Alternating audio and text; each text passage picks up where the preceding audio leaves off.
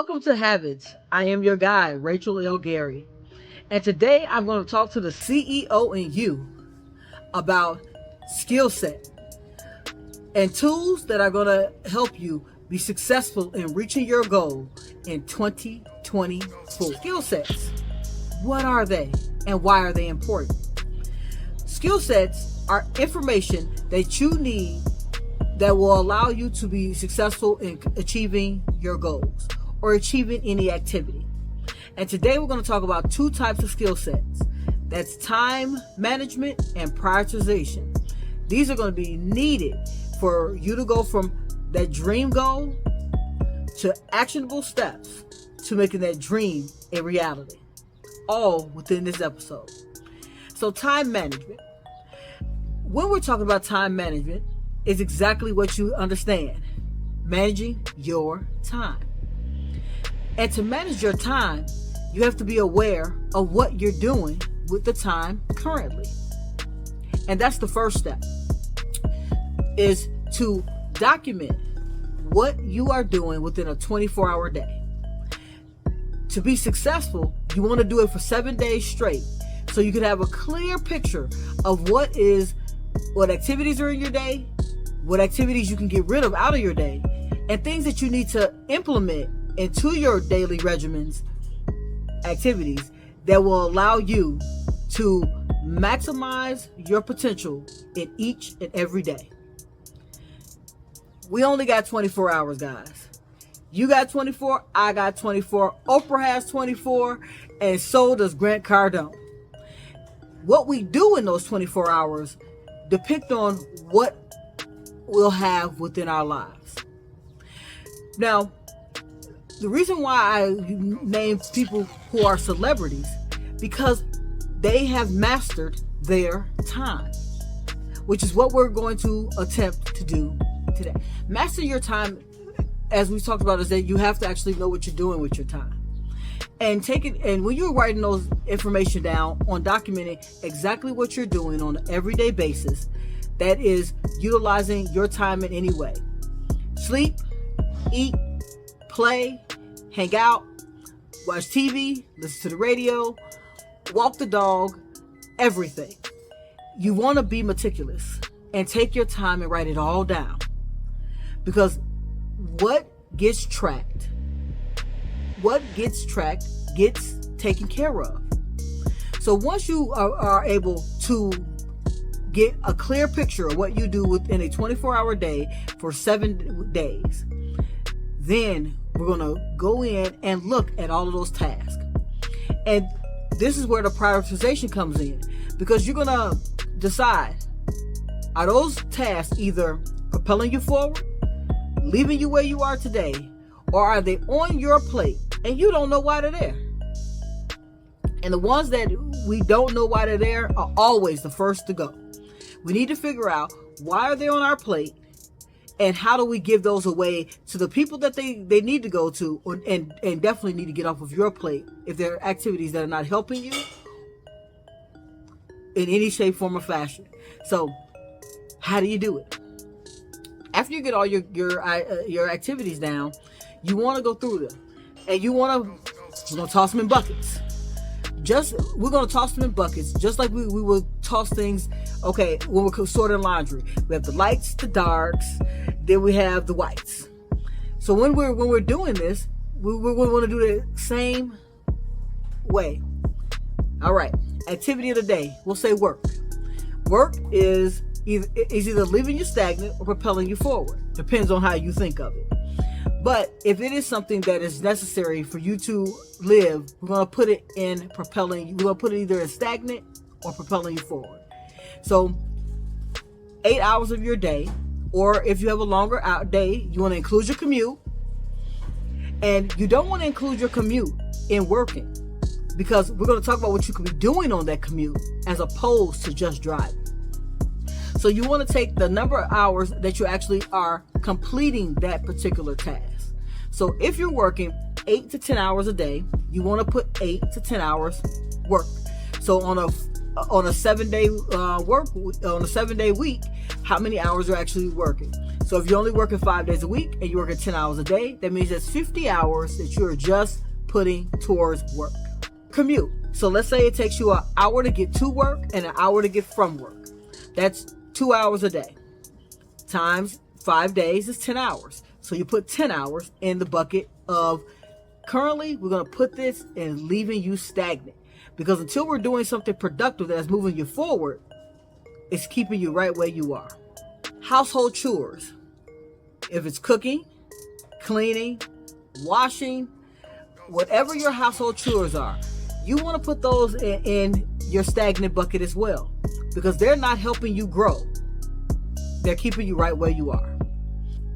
So as you go through those activities, so if you're a reader, if you read every day and you read for 2 hours a day, and if the books that you're reading are helping you grow, you want to put those in propelling you forward. So 2 hours a day times, if you're doing it 6-7 days, that's 14 hours. You're putting 14 hours there. At the end of your totaling up your hours, you need to be at 168. That's a week. 7 times 24 is 168. So this is not saying that you guys couldn't do the math. It's just making sure that you understand where I got the 168 from. So when you're going through all of your tasks, you're determining where all of these fall. So when you're looking at your list and you have and let's say you're doing laundry, and remember at first we put that in the bucket of leaving you stagnant. So this is when you start planning out your day. And that's a part of time management. So once you figure out what it is in your day, then you want to break that down into planning what you're going to do with your day, your week, and eventually we will get to a month. But we're going to stay within 7 days. We're not trying to overwhelm. Remember, I believe in that no overwhelm and no frustration. So we always going to do things in small incremental buckets. So as you're going through these buckets, you want to determine, so we'll start with the things that leave you stagnant. If you have things on your plate like washing, grocery shopping, cleaning your house, and depending on where you are in your life, depends on what you can do about those things.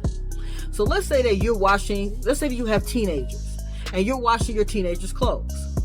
Currently, that's leaving you stagnant. So let's say that you're on your list, you're saying you wash 4 hours a week, or 3 hours a week. If you're washing 3 hours a week, that's things that leave you stagnant. But if one of those hours are you actually including you washing your teenagers' clothes, what you can do is, how do we get that from your stagnant bucket to is on your plate and you don't know why, and you give it over to the I don't know why. How you do it is you have the conversation. Hey, I'm going to show you how to wash clothes, so you can make sure that your clothes are cleaner and are ready for you when you need them. And this way, it's a win-win. You're teaching your kids a lifelong skill. You're taking something that's on your plate that you don't need at all, and allowing them to take care of their own responsibilities. It's going to help them in the long run. And what you'll get back is time. Because remember, that's one thing you cannot get back, is time. So you have to utilize your time in the most productive way to move you to where you want to go, which is those are tips that you will go through about checking those things that are leaving you stagnant and on your plate and you don't know why. This includes things at work. If you are in management, you really want to assess your time that you are at work and determining what's on your plate that needs to belong to someone else, what's on your plate that you have to take care of on an everyday basis, and why are you taking care of it on an everyday basis. Yes, we go to work to do our job, but understanding what our job is and understanding things that are on our plate that might not directly deal with our particular portion of the job, this is where we assess it. We're assessing everything.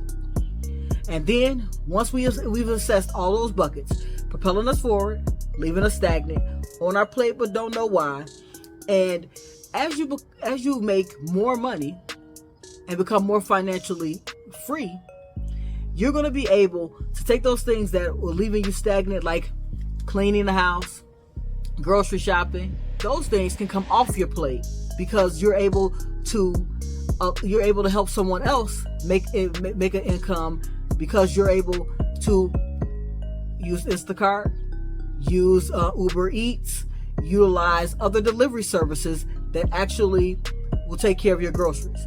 So the 2-3 hours that you spend a week on grocery shopping, you spend 20 minutes setting your grocery list and then sending it out for someone to shop for you. And then all you're doing is getting that delivery. These are things that you're thinking about because you're trying to figure out how to utilize your 160 hours to the best of propelling you forward. Let's get to the planning of time management. Once you have gone through prioritizing your day, prioritizing your buckets, then you're going to get into planning your day. So we're going to look at our day now in a 24-hour day. How many hours you sleep, how long is your commute, and what you're going to do on your commute. So when you're planning, if your commute is 2 hours a day, we're no longer listening to the radio. We're listening to self-help books, audio books, things that are propelling us forward. Like any activity that you want to do that is going to help you grow towards the goals that you are writing down. Because that's why you listen to this channel. The only way you're listening to this channel if you are about being successful as the CEO of your life, because that's what I'm giving. Tips on how to break away from old habits and build the new you. The one who is clear in their actions, is empowered by their choices, and who is owning their direction. That's the only people I'm talking to. That's you. When you're going through there, you're going to plan your day accordingly. And as you went through all of your list of things and you put those in those 3 buckets, then you're going to start deciding what are you going to do with that time. Instead of watching TV, let's say that you put in on your original list that you were watching TV 10 hours a week. And if 3 or 4 of those hours are you actually just utilizing that time to decompress, relax, get over everything that's going on in the day and reset, that's fine. No one is not. What we're saying is that I want you to have self-care. I want you to have the opportunity to decompress. But we want to make sure that we're not utilizing that time to escape reality, escape our lives.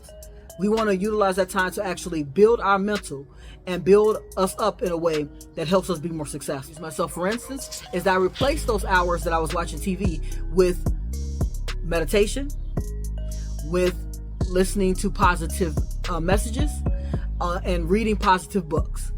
And I sometimes watch TV, but when I watch television, I'm watching something that is going to expand my mind towards my goals. So when I was first starting real estate, I looked at a lot of YouTube that dealt with videos on how to hire GCs, how to hire construction teams. And I'm gonna tell you, I found a lot of information out of there. Comes to find out, I spent more time looking for the help out there than actually getting the help that I needed. But that is why I eventually joined a RIA group and got the needed assistance so I could be able to invest properly in real estate. So that's why you're planning. We're planning out our day, what we're going to do, how we're going to do it, and how we're going to move things that were stagnant to propelling us forward. The time that we use for other tasks, how we're going to give those tasks to the people that they belong to, how we're going to give things that are leaving us stagnant to someone else. That could be hiring an assistant to handle taking care of your bills, taking care of your books, taking care of your notes, taking care of things that are minuscule and don't involve you to have to actually be involved. So, as I said, as you build yourself in life, then you're able to help other people because you are able to employ assistants. You're able to use Instacart, which employs people to actually shop for groceries. You're able to hire a housekeeper to clean your house. These are things that as you grow, you're always growing in a way that is going to help another individual. Everything we do, we should be always trying to help someone else. So as you're going through those planning, that is when you determine where you're putting those hours and you're prioritizing your day. And your priorities are always propel forward, stagnant, on my plate, gotta get off my plate, don't know why it's there. During this time, you're gonna also be building you up. That's for another video. Now, to the execution piece. This is all within time management. We plan, we execute, and then we're going to reevaluate. So when you get to executing your plan. So you're going to go through your 24-hour day. You wrote down all of your information of what you plan to do throughout the day. And at the end of the day, you're going to assess, how'd you do? How close did you stay to your plan? And over a period of time, so I would do, if it was me, I would assess it a week later. I would assess it on a daily basis so I could do a reevaluation. However, I wouldn't hold myself at a high level of integrity at that point, because I'm just getting used to doing it. You want to give yourself grace, not give yourself excuses. Give yourself grace, which means that you're working on it, you're doing better, and you're going to get better. That's grace. Giving yourself excuses is, man, I couldn't get to it because the kids, because the dog, because the cat, because my boss, because of the neighbor. Those are excuses. And we don't want those stopping us from being successful, because we are owning our lives. When you're executing, you want to go through your day and just execute your plan. You said you're going to do it during this time. Did you do it? So, when you're reevaluating, how'd you do? You look at it. Did I actually take care of it? Did I take care of the goal, the plan that I set, in the time frame in which I set it? And what do I need to do so if I missed it, to make sure that tomorrow I don't? So you're reevaluating it so you can tweak things. So, okay, you found out, okay, hey, yeah, well, I put it on my plan to do it between 7 and 8. But between 7 and 8 on Mondays, I forgot that I had things that I had to do. And that just comes from remembering that we started off a week of getting everything that we actually take care of, and we're mapping it all out. When you get to the reevaluating point, this is when you just determine that, hey, I can't do it here, I have to do it here. I have to do this here, I have to do it there. And you're reevaluating this all the way for a week. Then I utilize Sunday, because Sunday's a quieter day. On Sunday, you reevaluate everything you did for that week. How close did you stay on task? What tasks did you find out that you weren't doing the previous week when you did your assessment of everything you were doing? That, hey, I need to add this in, and make sure it puts it in the right bucket. Now, this is just a quick tool that will allow you to build up your confidence, allow you to get rid of distractions, and allow you to have a plan and execute your plan. Until next week, I want you guys to be up, out, and moving to the greatness we all know lies within who? You. See you later, CEO.